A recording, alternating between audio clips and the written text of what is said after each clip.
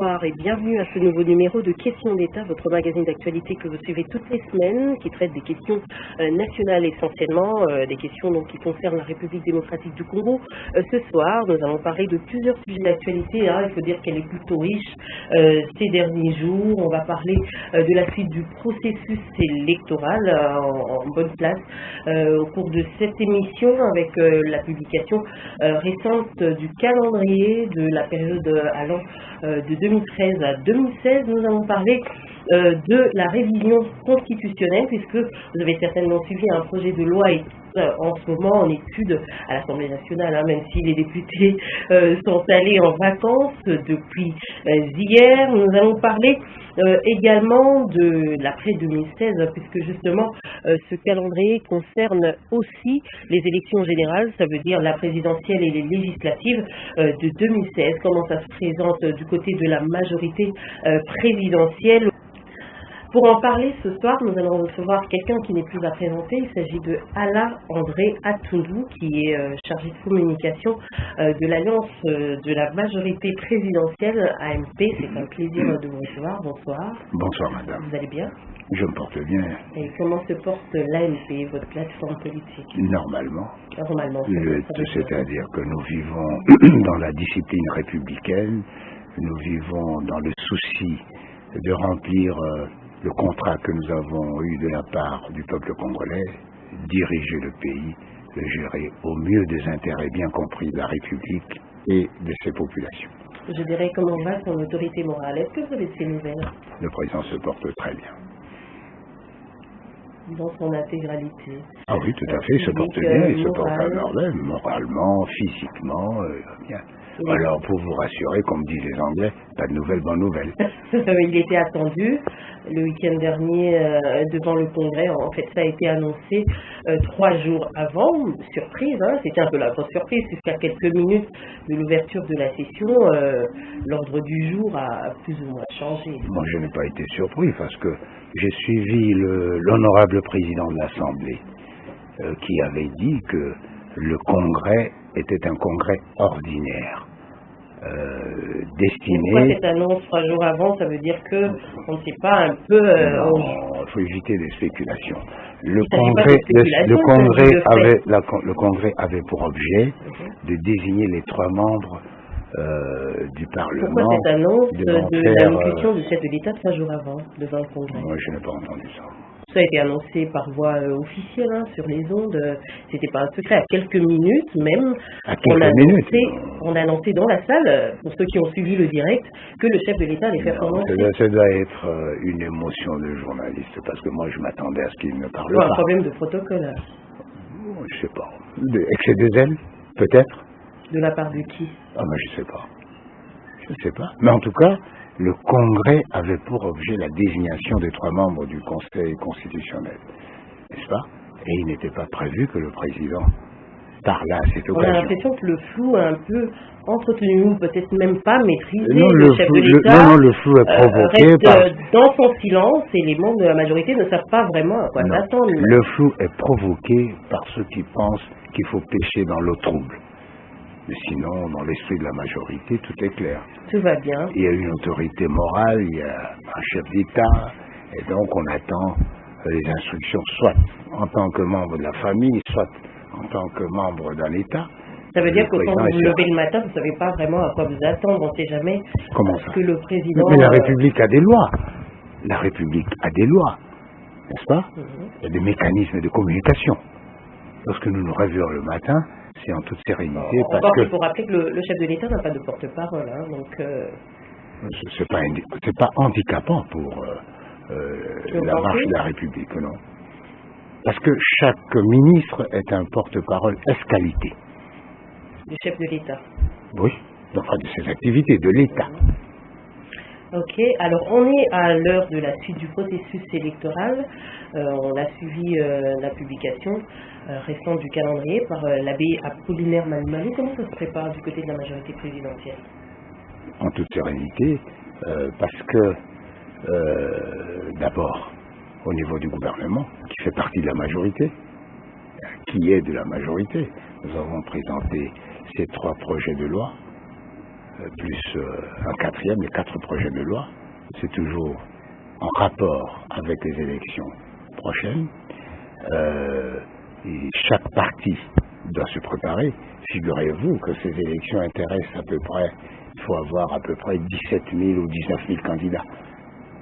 C'est un gros morceau. Au lieu de critiquer Malou Malou pour ce qu'il a fait, nous devons nous préparer chacun pour ce qu'il doit faire en cette occasion-là. Est-ce que vous avez les moyens? Quel est le travail qui est fait entre-temps? Ce sont de grandes questions. On va y aller en profondeur, mais sinon, puisque vous parlez de l'abbé Apollinaire Malou Malou, qui est numéro 1 de la Commission électorale nationale indépendante, en ce moment, il est vu d'un mauvais œil par certains acteurs, je dirais, de la société civile, de l'opposition également, parce qu'il ferait partie de la plateforme à laquelle vous appartenez aussi, la majorité présidentielle. Est-ce que vous pensez que ça va dans le sens de donner de la crédibilité à ces élections? Vous me permettrez de ne pas verser dans la polémique. Monsieur l'abbé Malou Malou, président du bureau de la CENI, est bien de la société civile. Il a été désigné par la société civile. Il est à la tête. Il est à la tête. L'Église catholique ne l'a pas reconnu. Écoutez, tous les gens qu'on désigne pour représenter la majorité. On ne parle pas de tous les gens, on parle de l'abbé je dis tous les gens qu'on désigne à la majorité, par exemple, vous faites partie ou représentez la majorité dans un cadre ou dans un autre, ne font pas l'unanimité. C'est pas pour autant qu'ils représentent pas la majorité. Hein. Non. Aujourd'hui, vous n'allez pas dire que le président Kembo n'est pas de l'opposition, ne représente pas l'opposition, parce que l'UDPS ne le reconnaît pas, non. Ça, ce sont les émotions et les états d'âme de la société civile à gérer entre eux en toute responsabilité. Nous ne sommes pas concernés. Sauf qu'aujourd'hui, l'abbé Malou Malou est président d'une institution d'appui à la démocratie et il le préside, il est le premier dans un bureau qui comprend les membres de la majorité, les membres de l'opposition. L'appel à l'indépendance, est-ce que vous croyez vous-même en Non, l'indépendance, elle est indépendance fonctionnelle. Elle n'est pas une indépendance structurelle. L'indépendance, l'indépendance, non, essayez de me comprendre. L'indépendance structurelle, c'est l'indépendance qui intéresse l'État. La CENI fait partie des institutions de l'État congolais.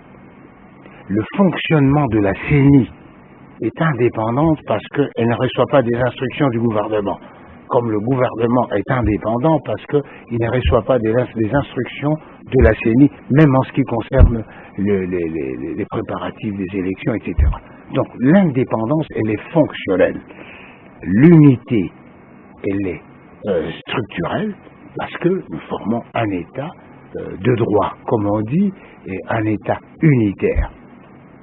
Donc il ne faut pas faire... On regarde de l'expérience de 2006. On se rappelle que l'abbé Malou Malou a été mis de côté suite à l'organisation des élections. Ça s'est passé comme ça s'est passé. On est passé au pasteur Ngoï Mounounda qui n'a peut-être pas satisfait les uns et les autres, puisqu'on est de retour à la case départ, si on pourrait le dire, au schéma Malou Malou. Est-ce qu'on peut être confiant, puisque à ce stade, on n'a pas de consensus électoral entre les différents acteurs du processus? Non, c'est pas comme ça que je vois les choses. La désignation de Malou Malou à la tête de la CEI était le fruit d'un consensus. La désignation de Ngoï Moulounda, également. La redésignation de Malou Malou, également.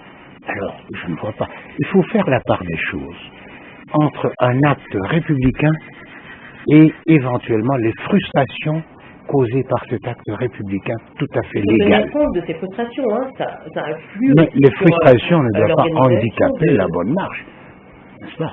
Et si vous êtes mère de famille de 10 enfants, il y a des enfants difficiles. Vous n'allez pas empêcher aux enfants de ne pas manger un repas parce que lui dit, moi je ne mange pas le pondou, je ne mange pas le poisson. Il faut le traiter différemment.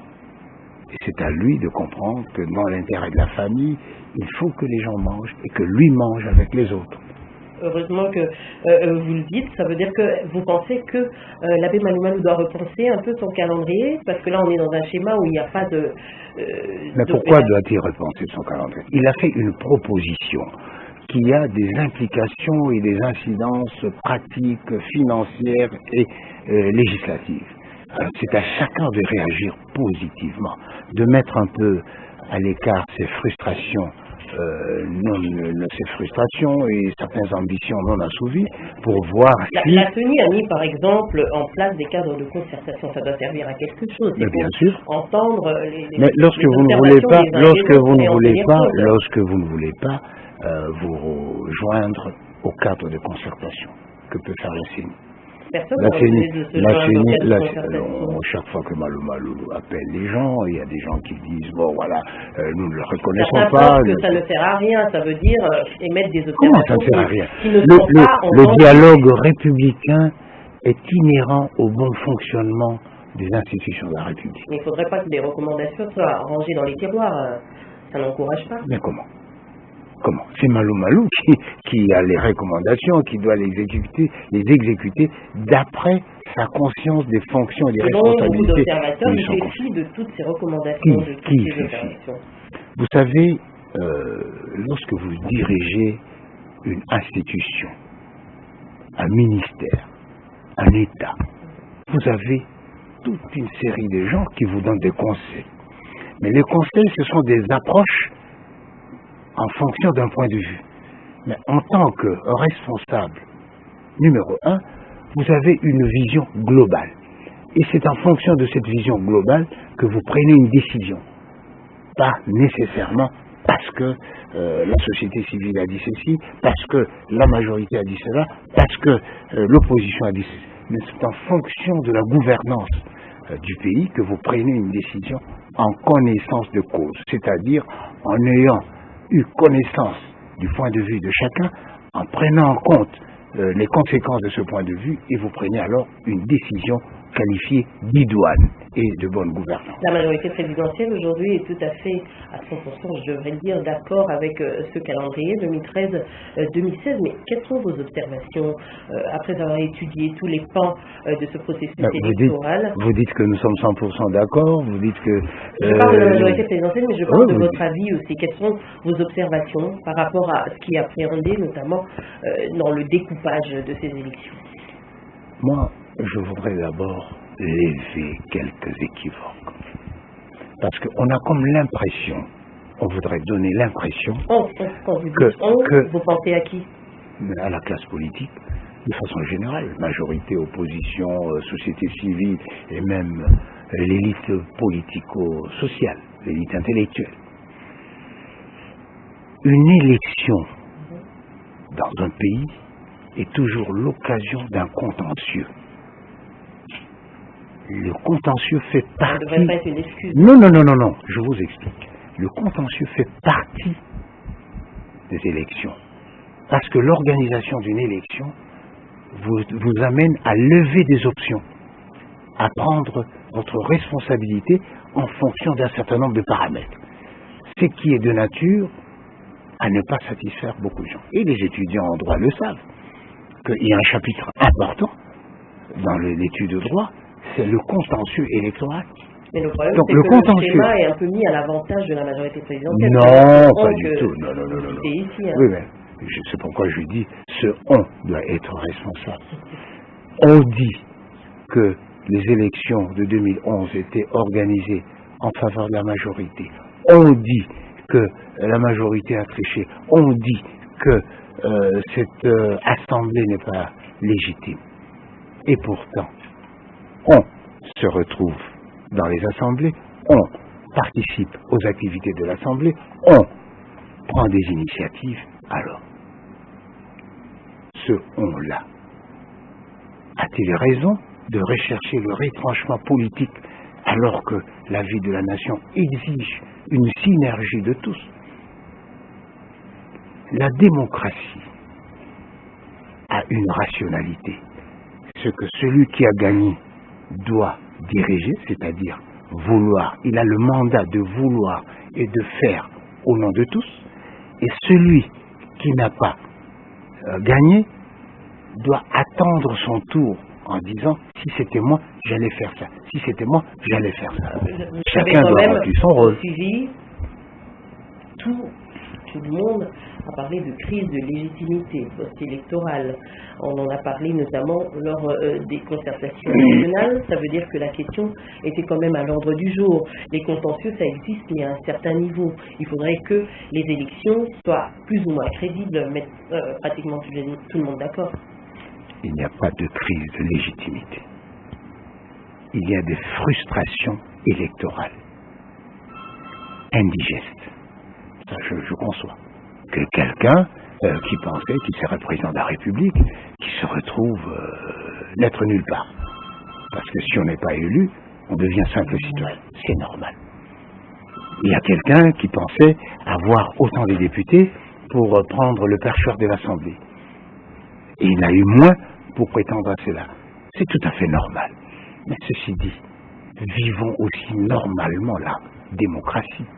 Aujourd'hui, on ne peut pas s'asseoir sur... La démocratie, c'est aussi la discipline républicaine. C'est-à-dire accepter les résultats qui ne vous donnent pas satisfaction et attendre son tour. Se préparer. Ça veut dire aussi mettre un cadre qui minimiserait plus ou moins les contestations des uns et des autres. Mais le cadre est constitutionnel, consensuel au départ. Le cadre, c'est la Constitution qui a été votée par référendum.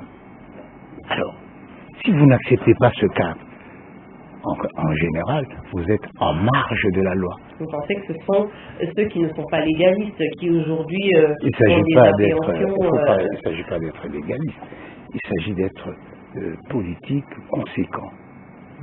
Lorsque vous avez dit que les élections, c'est sur base de la légalité constitutionnelle en vigueur, ça veut dire que quand vous avez une contestation, vous allez à la Cour suprême. Et lorsque la Cour suprême a dit, la chose est dite et que vous devez l'accepter.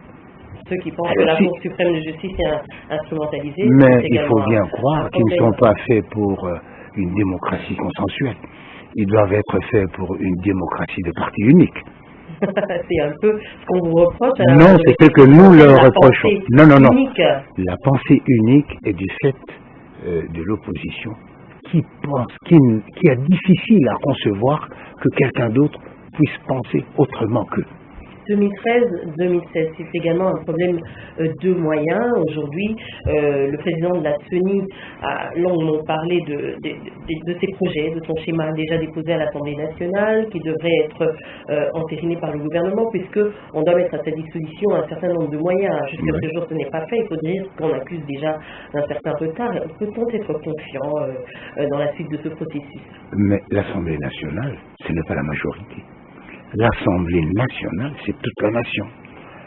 Et la collecte des moyens commence par la loi budgétaire, qui est votée par l'Assemblée nationale. Et le gouvernement n'est que l'exécutif de la volonté nationale en fonction des moyens budgétaires mis à sa disposition. Il n'y a pas de miracle à faire. Il n'y a pas de miracle à faire.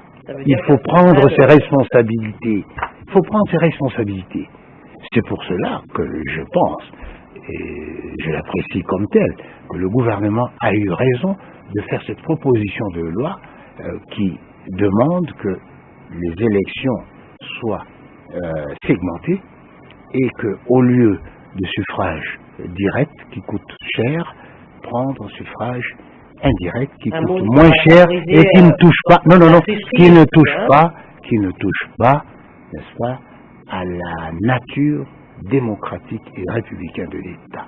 La tricherie. Je vous remets encore. Je vous remets au cours de droit. Les étudiants en droit savent que la tricherie fait partie de l'organisation des élections. La tricherie, c'est quoi? La tricherie, c'est quoi en droit? La tricherie, c'est tirer avantage du silence de la loi. Et cela, tout le monde le fait à son avantage. La majorité, l'opposition, la société civile et même les indépendants. Donc vous pensez lorsque la loi... Non. Cela est fait exprès non, c'est pas fait exprès. C'est fait compte tenu des limites humaines. on ne peut pas organiser... Le temps ne peut pas être une excuse éternelle pour faire les choses... Le temps est fait pour l'utiliser à bon escient. Nous ne pouvons pas perdre les 5 ans de mandat à nous justifier et sans jamais prendre nos responsabilités. Nous devons prendre nos responsabilités. Décider, même si ça va à l'encontre. Non, nous prenons en toute responsabilité nos décisions pour l'intérêt bien compris de la République, et la justification ou même la sanction interviendra en 2016 si la population estime que nous n'avons pas rempli le contrat à leur égard. Vous estimez donc que cette révision constitutionnelle qui est en étude est totalement opportune aujourd'hui? Est-ce que ça ne vient pas répondre à toutes les appréhensions qu'il y avait au sujet de cette opération de la Constitution? Il faut éviter de cacher certaines de ses limites derrière un procès d'intention. Qui connaît chacun a ses limites. Est-ce que ce n'est pas la chacun peur de la majorité présidentielle de voir arriver la fin d'un mandat? Non, nous n'avons aucune 2016, peur. Nous n'avons aucune peur la fin du mandat de notre autorité morale. Si nous avions peur, dès lors que nous avions gagné les élections de 2011, on allait dire, nous révisons la Constitution pour dire que celui qui a gagné ici, eh bien, il sera à la tête de l'État jusqu'à la fin. Il dénonce plusieurs tentatives. Il y a eu des écrits, il y a eu des déclarations. Voilà. Rien n'est clair pour préciser que le chef de l'État respectera la fin de son mandat. Est-ce que chacun connaît l'article 62 de la Constitution et l'applique? L'article 62 de la Constitution fait obligation à chaque citoyen de connaître tous les dispositifs de la loi, surtout de la Constitution. Ça, c'est un. 2. L'article 218 qui détermine la catégorie des gens qui peuvent modifier la Constitution totalement ou en partie. Le président de la République, le gouvernement réuni en conseil, le Parlement, les 2 chambres, et 100 000 citoyens. Et cette prérogative ne connaît pas de limite, ni de limite personnelle, en disant que s'agissant de telle matière, le président n'a aucune compétence. S'agissant de telle matière, 100 000 citoyens n'ont aucune compétence. Non, pas de limite personnelle. Il n'y a pas de limite matérielle non plus. Il n'y a pas de limite matérielle. On ne dit pas que l'article 220 échappe à la volonté souveraine du peuple. On ne le dit pas. Le peuple ne veut pas entendre parler de la révision. Le peuple, c'est qui? En dehors d'un référendum correctement organisé, comment pouvez-vous présumer de la volonté du peuple? Alors, dans ce cas, la volonté... Eh bien, la majorité des députés a eu mandat de faire et de vouloir au nom de l'ensemble. Donc, ça c'est 3e, il n'y a pas de limitation temporelle. On ne dit pas qu'à la veille de telle échéance, on ne peut pas traiter de telle matière. On ne change pas les règles du jeu. Il ne s'agit pas, non. Mais ce que je vous rappelle, ce sont les règles du jeu. Ce que je vous rappelle, l'article 218, non, on ne change pas. Mais qui vous dit qu'on est à la veille des élections? Ça se prépare maintenant. Quand vous pensez aux élections présidentielles, c'est 2 ans et demi de mandat. 2 ans et demi de mandat. Il faut achever d'abord le retard ou l'arriéré législatif. C'est normal. Ce que je vous rappelle, vous avez dit une phrase très importante. On ne change pas les règles du jeu en plein jeu. Et ce que je vous rappelle, ce sont les règles du jeu qui ont eu lieu bien avant le jeu. Alors, vous ne pouvez pas empêcher... Là, on parle des vous ne pouvez pas empêcher à quelqu'un de recourir à une règle de jeu parce que le jeu est à votre avantage, à votre désavantage. Alain Atundou, est-ce que vous voulez nous dire aujourd'hui qu'une révision de l'article 220, par exemple, serait opportune? L'opportunité en démocratie est décidée par l'autorité qui a compétence à cet effet. Et l'autorité qui a compétence de décider de l'opportunité et de la nécessité, c'est le bureau de l'Assemblée nationale. Et donc, ça veut dire que moi, vous et moi, nous pouvons réunir 100 000 signatures pour dire on arrête les travaux sur le boulevard, on arrête les travaux parce que nous avons le cas des Brazzavillois. Eh bien, c'est le Parlement, son bureau, qui va décider de l'opportunité. On est d'accord, votre autorité morale, enfin, le mandat de votre autorité morale s'arrête en 2016. Sur ce point-là, on est tout à fait d'accord. Ça ne dépend pas de nous. Ce sont les règles du jeu. Ce sont les règles du jeu. Sur la Constitution. Non, ce sont les règles du jeu que vous avez évoquées. Vous n'êtes pas d'accord avec la Constitution? Non. Qui le dit clairement. On n'a pas à être. Non, je dis on n'a pas à être d'accord.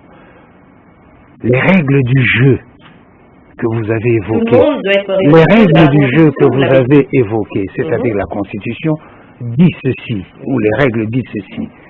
Lorsque vous avez un mandat vous avez de peur 5 ans, de dire clairement vous avez peur de connaître tout ce qui est contenu dans la Constitution. C'est mon impression. Non, parce que vous ne voulez pas. On va sur le premier principe. Le mandat s'arrête sans tenir compte des éventuels changements de Constitution. C'est ce que je suis en train de vous expliquer. Il s'arrête en 2016. Lorsque vous avez été élu en 2011, le mandat du chef de l'État s'arrête en 2016.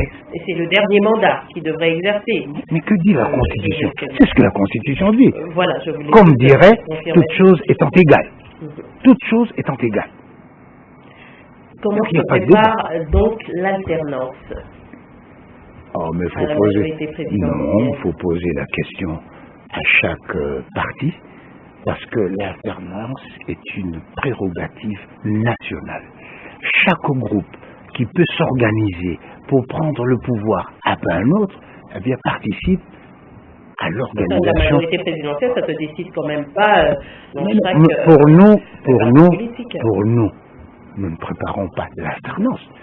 Nous sommes en politique. On ne va pas croiser les bras et donner le pouvoir à qui veut le prendre. L'alternance de l'individu qui va prendre les commandes au sein de la majorité présidentielle. Non, là, il n'y a pas de... Non, l'alternance ne se fait pas comme ça. Vous gardez non, c'est pas ça l'alternance.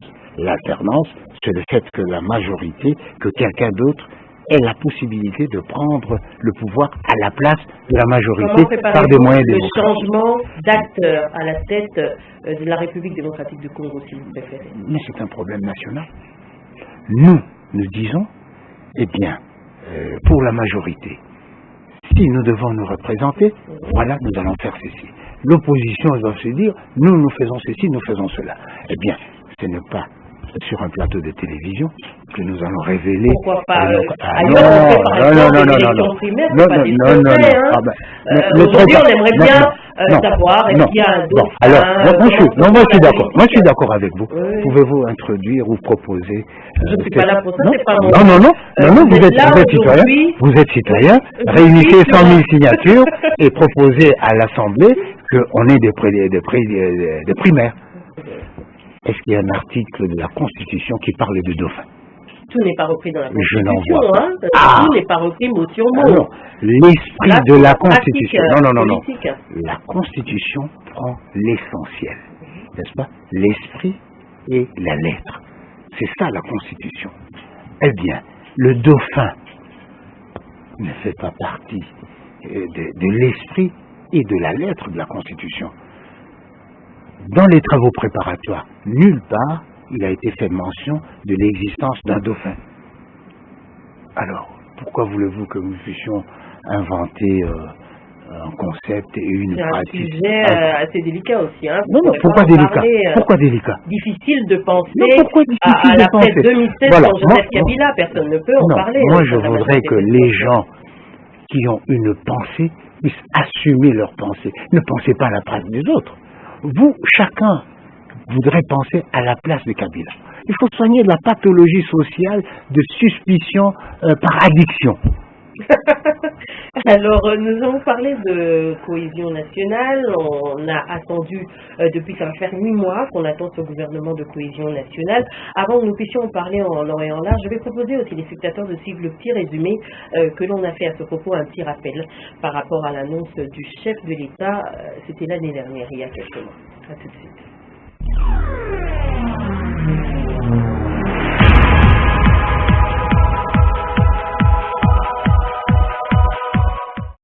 Mercredi 23 octobre, Joseph Kabila annonce la formation d'un gouvernement de cohésion nationale devant les deux chambres du Parlement réunies. Une décision faisant partie des recommandations des concertations nationales qui ont pris fin 2 semaines plus tôt. Ce gouvernement devrait comprendre des acteurs de la majorité, de l'opposition et de la société civile.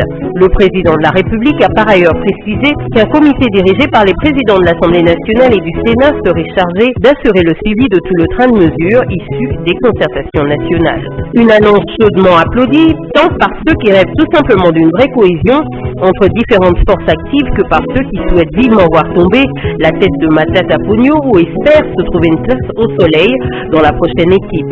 Seulement, on aurait cru à un mirage. Voilà que près de 8 mois après cette annonce pompeuse, toujours pas l'ombre d'un nouveau gouvernement. Pourtant, le temps semble s'être arrêté.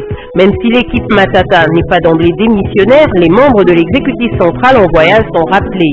Tous sont appelés à gérer les affaires courantes et des mesures conservatoires sont prises.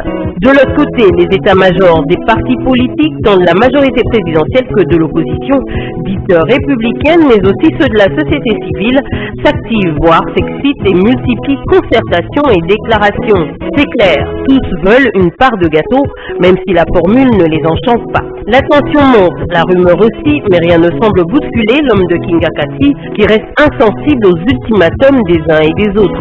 Rien ne filtre et le flou est renforcé par des articles de presse faisant penser à un changement d'avis. Début juin, le Premier ministre enjoint à ses collaborateurs de se préparer à la remise des reprises.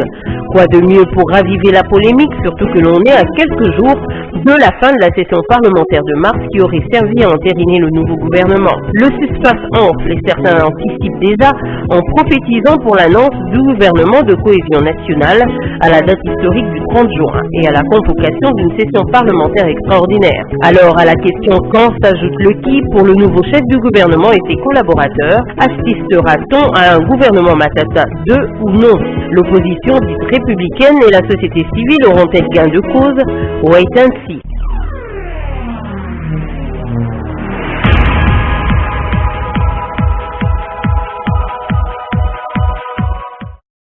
Voilà, nous revenons sur ce plateau. Alors, gouvernement de cohésion nationale, mythe ou réalité finalement? La réalité.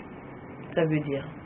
Une réalité. Une réalité qui, 8 mois après l'annonce du chef de l'État, je suppose que vous étiez il avait donné, à l'Assemblée nationale. Il avait donné une date limite. Vous avez certainement applaudi aussi. Non, mais je fais même partie du comité de suivi des concertations. Mais qu'en est-il justement quand on annonce un gouvernement pour bientôt? Écoutez, et que 8 mois après, je vais essayer de vous aider à comprendre la dilatation. Oui. Un gouvernement d'union nationale, de cohésion nationale, c'est un gouvernement qui exige que les composantes de la cohésion nationale soient unies. Lorsque l'opposition ne s'entend pas, on ne peut pas avoir un gouvernement de cohésion nationale. Lorsque la société civile ne s'entend pas, on ne peut pas avoir un gouvernement de l'unanimité. On va donc non, lorsque la majorité ne s'entend pas, on ne peut pas avoir un gouvernement de cohésion nationale. S'entend pas, c'est-à-dire, vous avez décelé des conflits au niveau de l'opposition? Non, je ne décèle pas. Je dis ceci. L'opposition a difficile à se présenter en forme unie devant l'impératif de cohésion nationale. Dans un seul parti politique? Bon, je ne sais pas. Les avis sont assez... Écoutez, on a demandé à l'opposition de chercher un porte-parole. Qu'est-ce que ça a à voir avec le gouvernement? Ah mais si, cela montre qu'ils n'ont pas de capacité de dépassement. L'annonce a été faite alors que le chef de l'État savait qu'il n'y avait pas de porte-parole de l'opposition. C'était un traquenard. Ce n'est pas ça. Ce n'est pas un traquenard. Voilà. Nous étions tous réunis, n'est-ce pas? Nous avons produit des résolutions, des recommandations plus exactement. Alors aujourd'hui, dans l'arrière-cuisine, on va dire, nous sommes tous affamés, nous sommes à table. Mais qu'est-ce qui se passe? Non, la maman vous dit non, attendez, etc. Peut-être que... Ça veut dire que la maman va même vous laisser les enfants être affamés pendant une période tout à fait déterminée. Bien sûr. Vous n'avez jamais tourné autour de votre maman en disant « Maman, quand est-ce qu'on va manger ?» Jusqu'à mourir, hein. Les affamés jusqu'à la mort. La République marche. Et la preuve, on a l'impression que tout est la République. Non. On voit dans et comment a-t-on pu nommer les 3 membres du Conseil constitutionnel? La République marche. Vous avez observé quand même depuis, ça je ne vais pas vous le rappeler, à l'annonce du chef de l'État, il n'y avait peut-être rien d'officiel, mais le gouvernement s'est préparé à cette remise et reprise. Non, le préparer. À partir du moment où le chef de l'État dit que nous aurons un gouvernement d'union, de cohésion nationale. Il est de bonne loi, il est même sage politiquement que le Premier ministre et le gouvernement en gestation ou en activité puissent se préparer. Ça, c'est normal. 8 mois de gestion des affaires courantes, c'est quand même lourd. Hein. Mais comment? Mais le comportement politique est fonction des réalités environnementales. C'est ainsi que dans certains pays, un gouvernement qui liquide des affaires courantes fait 1 mois, dans d'autres comme en Belgique, c'est plus d'1 an. Et si chez nous au Congo, non, je vous dis que chacun se détermine en fonction de ses réalités, en fonction de ses réalités environnementales. En Belgique, on avait une administration forte. Aujourd'hui, nous avons une administration, je vous ai dit, le Parlement fonctionne. Vous allez à l'aéroport, la DGM fonctionne. Vous voulez créer des problèmes à la République, la NER fonctionne, etc. Cela dépend du niveau de responsabilité civique de personnes qui sont appelées à assurer la cohésion nationale. Mais je ne pensais pas que c'est un impératif. Aujourd'hui, beaucoup d'observateurs pensent c'est tout à fait un impératif. La République n'est pas gouvernée. Il y a un peu cette absence, silence. Le ministre Mende, au moment où nous parlons, est en Chine. Qu'est-ce qu'il est allé faire? Il n'est pas en tourisme. Le chef de l'État reste silencieux par rapport à toutes ces questions importantes. On revient sur l'intérêt. Il est de l'intérêt de la République que le chef de l'État ne puisse pas s'exprimer à tout bout de champ. Rendez-vous compte que c'est le dernier recours. C'est le dernier recours. Chaque fois que le chef de l'État. Vous pensez que dans les pays où le chef de l'État s'exprime face aux différentes questions cruciales, il y a. Je vous donne l'exemple de la Grande-Bretagne. Est-ce que le chef de l'État s'exprime à tout bout de champ? Le régime politique n'est pas le même que dans nos pays. Non, je voudrais dire ceci. Que le comportement. Pourquoi vous prenez toujours des exemples extrêmes? Non, c'est pour vous dire. C'est pour vous dire que chaque pays est un cas à part. La Belgique est un pays où son chef d'État ne s'exprime pas tout le temps. Et pourtant, c'est une démocratie. La République démocratique du Congo est un pays où son chef d'État ne s'exprime pas tout le temps. Et pourtant, c'est une république. Mais qu'est-ce qui fait... Qui va répondre aux questions qui sont pendantes par rapport à, par exemple, à ce gouvernement... C'est la classe politique. C'est la classe politique. Ce n'est pas la classe politique belge. Et en l'occurrence, la référence à la Belgique, aux États-Unis, n'est d'aucun secours. Parce que les réalités que nous vivons sont différentes. Et elles sont têtues. Elles sont particulières. Aujourd'hui, le chef de l'État peut changer de décision aussi par rapport à ce gouvernement, finalement. Le chef de l'État est lié par 2 choses. Par la constitutionnalité de ses actes et par le sens de la parole donnée. Aujourd'hui, les questions se posent.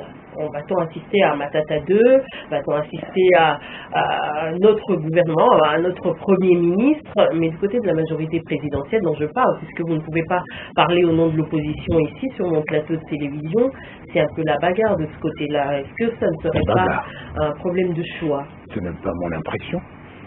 Vous ne voyez rien de tout ça?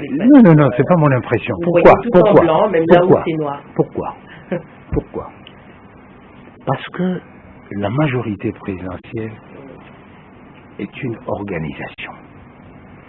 Les questions de gouvernement et de gouvernance sont discutées dans des assemblées bien déterminées. Le bureau politique, l'assemblée des présidents ou à une réunion convoquée par l'autorité morale. Or, jusqu'à présent, les réunions convoquées à Kingakati, les réunions du bureau politique n'ont pas abordé cet aspect. Alors, comment puis-je vous répondre? Pour vous faire plaisir? Ce n'est pas à l'ordre du jour. Non.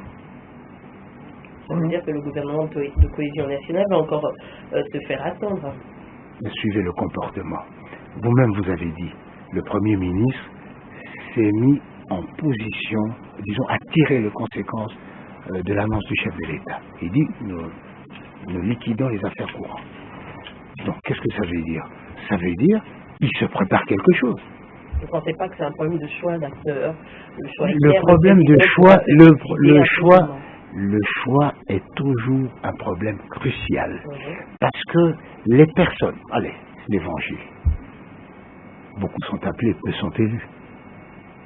Alors, le peu d'élus, parmi le nombreux d'appelés, il y a des compétences.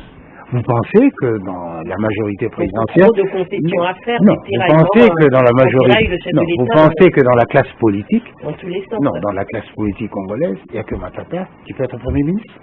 Vous pensez que dans la majorité, il n'y a que Matata qui peut être Premier ministre. Sa tête ne plaît pas à tout le monde dans la majorité présidentielle. Qui a dit ça? On le dit. Mais le plus important, non, moi c'est vous qui employez le on.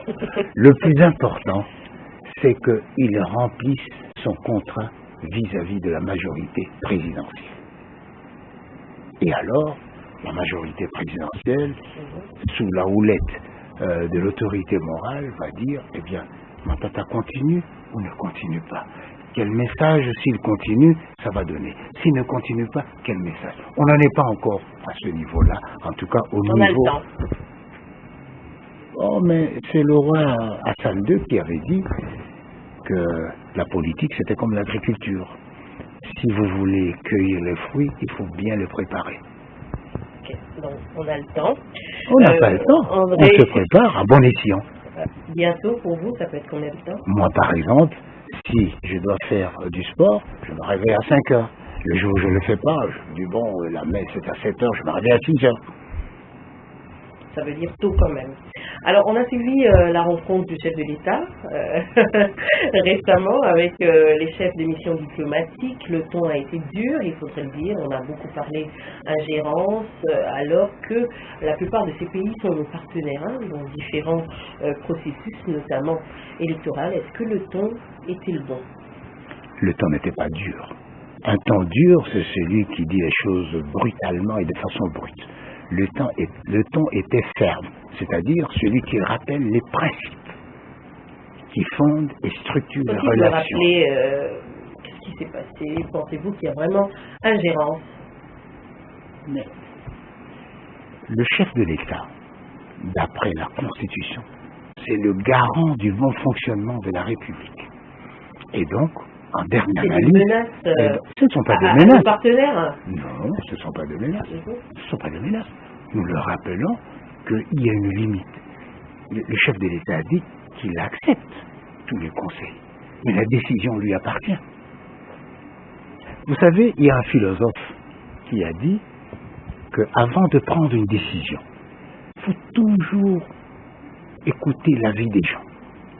Mais lorsque vous avez pris une décision, il faut faire fi de tous les avis, même les plus sensés. Ça vous évitera d'être irrationnel et incompris. Des philosophies les plus extrêmes. Moi, je suis philosophe. Et la philosophie, c'est l'essence de la vie. Vous vivez d'après une philosophie. Je dis, vous avez une préférence pour les extrémistes. Est-ce que je vous ai cité un philosophe ici? Vous avez cité, vous avez fait je fais une citation sans citer l'auteur. Mais c'est vrai. C'est vrai par ailleurs. C'est vrai par ailleurs. Parce que si vous passez votre temps à attendre que le conseil le plus pertinent arrive, vous ne prendrez jamais de décision. Jamais. Il faut prendre la bonne.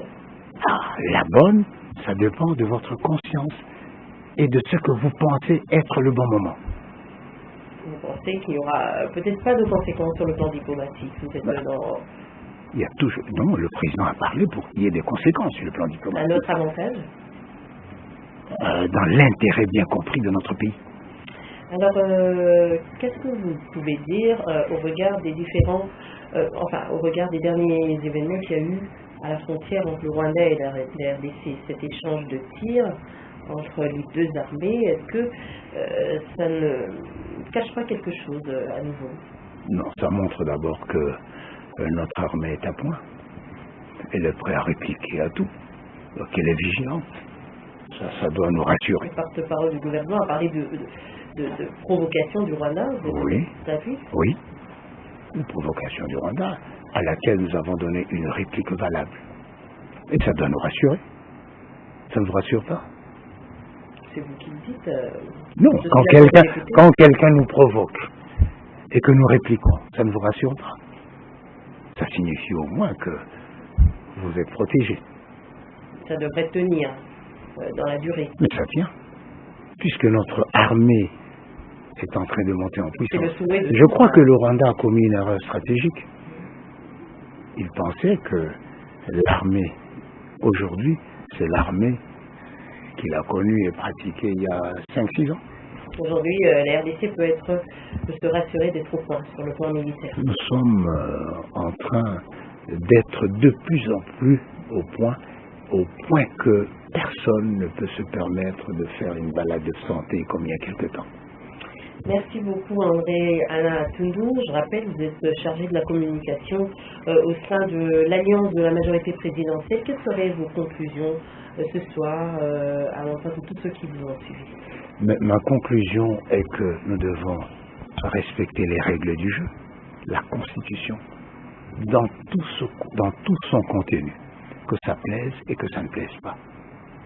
Nous devons tirer les conclusions de cet accord fondamental qu'est la Constitution, de ce contrat entre nous. C'est-à-dire que la majorité a le droit et la prérogative de vouloir et de faire pour l'ensemble de la nation. Que l'opposition ne doit pas avoir peur de s'exprimer parce que cela participe à la vitalité de notre démocratie. Pour le reste, eh bien, il faut bien que nos ancêtres nous protègent, que Dieu nous protège. Vous commencez par les ancêtres. Ah oui, pourquoi pas? Nous sommes d'abord, Dieu passe par les ancêtres, n'est-ce pas? Nous avons d'abord connu les ancêtres qui nous ont dit, nous dépendons de Dieu. Donc, merci beaucoup de votre participation à cette émission. C'était un plaisir de vous recevoir.